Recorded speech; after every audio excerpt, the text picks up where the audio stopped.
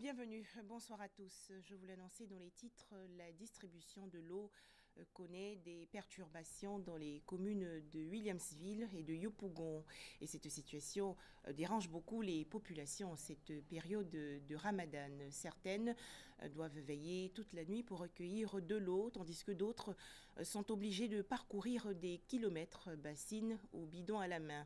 Notre reporter Dangui nous explique leur calvaire. Madame Jen n'a pas d'eau courante depuis 4 jours. Elle tourne son robinet dans l'espoir de voir enfin l'eau couler. Mais le précieux liquide se fait toujours désirer. On coupait 3 ou 4 jours. Hier, là, ça là, c'est 3 jours aujourd'hui. Hier, là, quand la pluie est venue, quand on a mis l'eau, petit seau là, on a lavé. S'il n'y a pas l'eau, c'est pas bon. Comment on va faire pour manger? Comment on va faire pour boire? Nous, on boit des médicaments. On va prendre quoi pour boire des médicaments?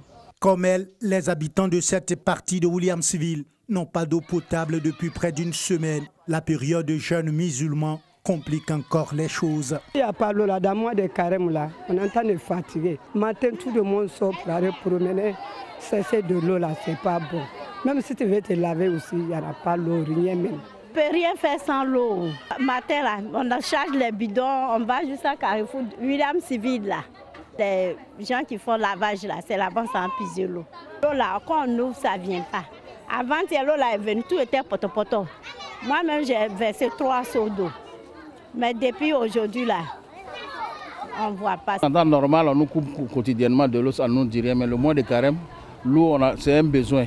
C'est un besoin essentiel. Où à l'heure à laquelle je sors pour aller au travail, ce qui n'est pas normal. À Naneret, Carrefour Oasis, commune de Yopougon, le problème d'eau dure déjà plusieurs années. Quand le précieux liquide coule enfin, il n'a pas toujours la force de monter jusqu'aux habitants des immeubles logés un peu plus haut. On a vraiment des problèmes d'eau dans ce quartier ici. Dans la journée, l'eau ne monte pas dans les immeubles, même en bas. On n'arrive pas à avoir l'eau dans les robinets. Le matin, les gens doivent se laver pour aller à l'école, tout ça, on n'arrive pas. Même faire le petit déjeuner des enfants, on n'arrive même pas à faire. Donc c'est vraiment grave. À Bobo, derrière Aïe, les populations ont soif. Et cela dure plusieurs années déjà. Plus de 15 ans, on s'est puisé un bidon d'eau à 125 francs. Il n'y a pas l'eau dans notre quartier. À 4 h du matin, tu ne te réveilles pas. À partir de 6 h, tu n'as plus d'eau. Souvent, même, on peut faire 2 jours même sans se laver. S'approvisionner en eau potable est un défi pour les habitants, surtout en cette période de jeûne. Ça nous complique. Parce que tu n'arrives pas à couper ton carême bien. Sans l'eau, on ne peut rien faire. Si ce n'est pas saison de pluie là, qui nous a sauvés dans 2 jours là, sinon on ne gagne pas l'eau. Les femmes qui vont se déplacer, elles aussi, elles sont en carême. Pour aller prendre l'eau, déplacer, vraiment, ça nous pose beaucoup de problèmes. On souhaite que le gouvernement nous aide. Bien que l'État ait investi des milliards de nos francs pour augmenter la production d'eau et réhabiliter le réseau de distribution, l'accès à l'eau potable reste encore un casse-tête pour de nombreux habitants d'Abidjan, la capitale économique de la Côte d'Ivoire. Un tout autre sujet à présent, tout propriétaire de maison en Côte d'Ivoire doit désormais réclamer 2 mois de caution et 2 mois de loyer à son locataire. Le projet de loi relatif au bail à usage d'habitation a en effet été adopté aujourd'hui. Les contrevenants risquent jusqu'à 20 ans de prison, souligne le ministère de la Construction. On en parle avec Moussa Konaté.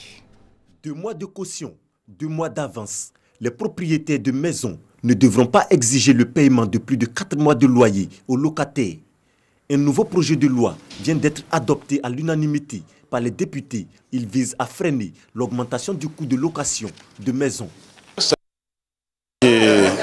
Qui vient ici donner un ouvre le soulagement aux Ivoiriens. L'anarchie qui se trouve donc dans les loyers, dans les cautions, dans la vie active, tout ça, ça va prendre fin d'un moment à l'autre. Aujourd'hui, la Commission des affaires sociales et culturelles de l'Assemblée nationale vient donc d'adopter ce projet de loi si cher au président de la République. C'est ce que les Ivoiriens attendaient.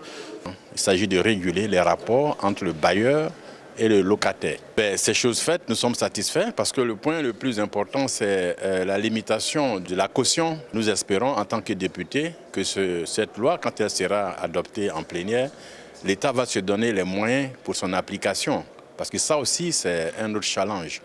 Le ministre de la Construction, du Logement, de l'Assainissement et de l'Urbanisme venu présenter ce nouveau projet de loi à l'Assemblée nationale, explique l'intérêt de cette nouvelle disposition. La législation sur le bail à usage d'habitation n'est plus adaptée au contexte actuel du secteur du logement locatif en Côte d'Ivoire. Il est donc devenu indispensable d'élaborer une législation nouvelle, moderne et adaptée à l'évolution des pratiques dans l'intérêt à la fois des locataires et des bailleurs. Le nouveau dispositif législatif proposé répond à la volonté de réduire les contraintes d'accès au bail et de lutter contre la flambée des cours de loyer, de garantir la sécurité juridique dans la conclusion, l'exécution et l'extinction du contrat de bail, d'assurer un meilleur contrôle de l'administration sur la conclusion et la gestion des contrats de bail à usage d'habitation. Le présent projet de loi régit la location des immeubles ou locaux à usage d'habitation par les personnes physiques ou morales. Il ne s'applique pas aux immeubles ou locaux affectés à un usage commercial, administratif, industriel ou agricole. Ne sont pas également concernés les chambres d'hôtel, les structures d'hébergement, les centres pour personnes âgées et handicapées. La violation de cette disposition constitue une infraction fiscale telle que prévue par le livre de procédure fiscale. Les propriétaires des maisons louées avant la publication du présent projet de loi ont un délai de 6 mois pour se conformer à ces nouvelles dispositions.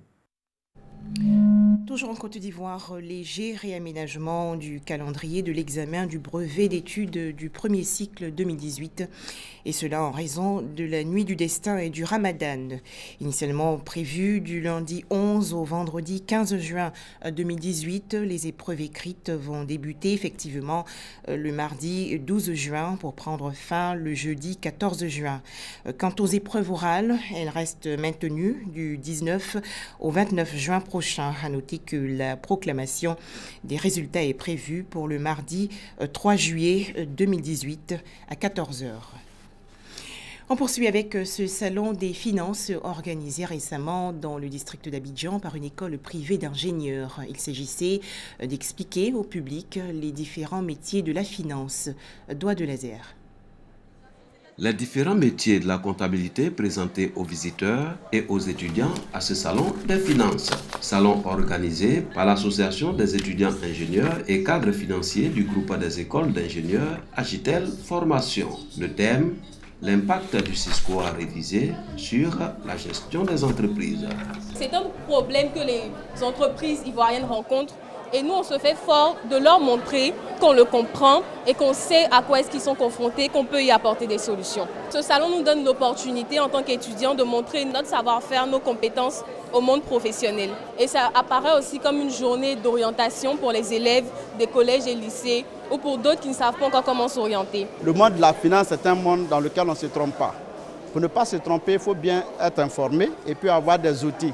Aujourd'hui, c'est faire comprendre que on ne peut pas faire une entreprise sans les finances, on ne peut pas faire de finances sans financiers de qualité. Et donc nous montrons aux yeux du monde que nous avons des talents et que tout le monde peut venir s'en accaparer pour la bonne marche de leur entreprise. Dans chaque stand, les étudiants et visiteurs sont instruits sur le rôle des comptables, des trésoriers généraux et autres services financiers au sein d'une entreprise. Nous sommes chargés de les informer sur le métier de l'office manager. En quelque sorte, l'office manager se situe entre deux volets, entre l'assistant de direction et le responsable administratif. Ici, nous sommes en train d'expliquer les différents aspects et comment pouvoir accéder au métier de trésorier ou bien de gestionnaire en trésorerie. Lorsqu'on vient à notre centre, on doit pouvoir retenir quelle est la différence entre le métier de trésorier, le métier de caissier et le métier de comptable. Parce que les gens ont tendance à faire l'amalgame entre ces différents corps de métiers. À ce niveau-là, nous expliquons aussi quelles sont les différences entre les métiers de trésorerie à l'intérieur d'une entreprise et les métiers de trésorerie à l'intérieur d'une banque. Donc c'est plus ou moins ça que nous essayons d'expliquer ici. Cette initiative s'inscrit dans la valorisation et la promotion du métier des finances. Elle est perçue comme une opportunité par les participants. C'est une journée qui m'apporte beaucoup de choses parce que j'ai visité un stand où je ne connaissais pas le métier conseiller du patrimoine. Ça, je ne savais pas qu'un tel métier existait. Franchement, quand ils m'ont expliqué sur ce métier, j'ai vu que non, il est bien fait d'être là. Je suis impressionné.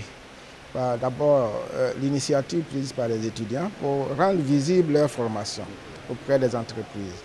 Deuxième chose, j'ai testé un peu, écouté les étudiants, ils ont une grande culture au niveau des finances. Ils connaissent les compétences liées au métier des finances. Vraiment, je les encourage. Ils n'ont qu'à persévérer pour faciliter leur employabilité future. Le Salon des finances du groupe des écoles d'ingénieurs est à sa 8e édition en 2018. Il constitue un cadre idéal d'échange pour les étudiants, ingénieurs et cadres financiers en vue d'approfondir leurs connaissances sur les métiers des finances. Au Sénégal, les étudiants, notamment ceux de l'Université de Saint-Louis, maintiennent leur mouvement de protestation et cela malgré la décision d'augmentation des bourses par le président Macky Sall. Le chef de l'État sénégalais avait également décidé de réduire les prix des tickets de repas dans les campus universitaires. Vers une résolution de la crise en Libye, un accord a été en effet trouvé hier. Les 4 responsables libyens réunis à Paris par le président français Emmanuel Macron se sont engagés à travailler ensemble pour que des élections législatives et présidentielles se tiennent le 10 décembre prochain. Innovation en Aquitaine, dans le sud-ouest de la France. Un bus parcourt depuis plusieurs mois la région pour apprendre aux personnes âgées les bases de l'informatique et d'Internet. C'est une initiative de la Caisse d'assurance, retraite et santé au travail. Enfin, le 30 mai 1967, le colonel Adumegu Ojukwu, gouverneur militaire du Nigeria oriental, proclame l'indépendance du Biafra. Quelques semaines plus tard, le général Yakubu Gowon, au pouvoir à Lagos, lance une opération de police pour mater la région sécessionniste. C'est le début d'une guerre civile qui va faire plus d'1 million de victimes. On en parle avec Ami Koulibaly.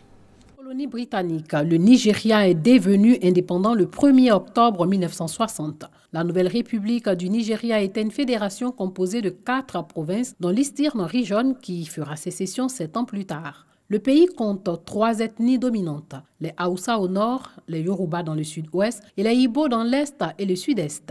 Le nord islamisé vivait mal la domination d'un sud majoritairement christianisé et dont la population largement scolarisée monopolisait les emplois non agricoles. Ces antagonismes ethniques vont aller s'accentuant après l'indépendance. Des massacres visant notamment les chrétiens installés dans le nord se sont traduits par l'exode de 2 millions de réfugiés Igbo en 1966. C'est à la suite de ces événements que la province orientale décréta sa sécession le 30 mai 1967, sous la direction de son leader, le lieutenant-colonel Odumegu Emeka Ojukwu. Le nouveau territoire a pris le nom de Biafra, avec pour capitale Port-Harcourt. La portée du conflit qui s'ensuivit déborda rapidement les frontières du Nigeria en raison des appuis internationaux dont bénéficiaient les belligérants. La lutte politique des Igbo contre le gouvernement fédéral avait un enjeu économique. L'Eastern Region comptait à cette époque environ 14 millions d'habitants, soit moins d'un quart de la fédération nigériane, mais elle en était la partie la plus riche grâce à ses gisements de gaz naturel, de pétrole, de charbon et ses exploitations de bois tropicaux. C'est d'ailleurs au Biafra que se trouvaient les 4 cinquièmes de la richesse pétrolière nigériane dont la production en 1966 atteignait 400 000 barils par jour. À la veille de la guerre civile, 3 sociétés pétrolières se partageaient l'exploitation du pétrole nigérian. Selon la presse de l'époque, les tractations étaient en cours entre la société française et les sécessionnistes pour l'attribution des droits exclusifs d'exploration et d'extraction du pétrole au Biafra. Les sécessionnistes étaient soutenus par la Chine, le Portugal et une poignée de pays africains. Le Royaume-Uni, l'Union soviétique et les États-Unis ont soutenu le gouvernement fédéral au nom de l'intangibilité des frontières héritées de la colonisation. Leur aide militaire au gouvernement central nigérian a contribué à la victoire finale de Lagos sur l'État sécessionniste. Très bonne soirée à tous sur RTI2.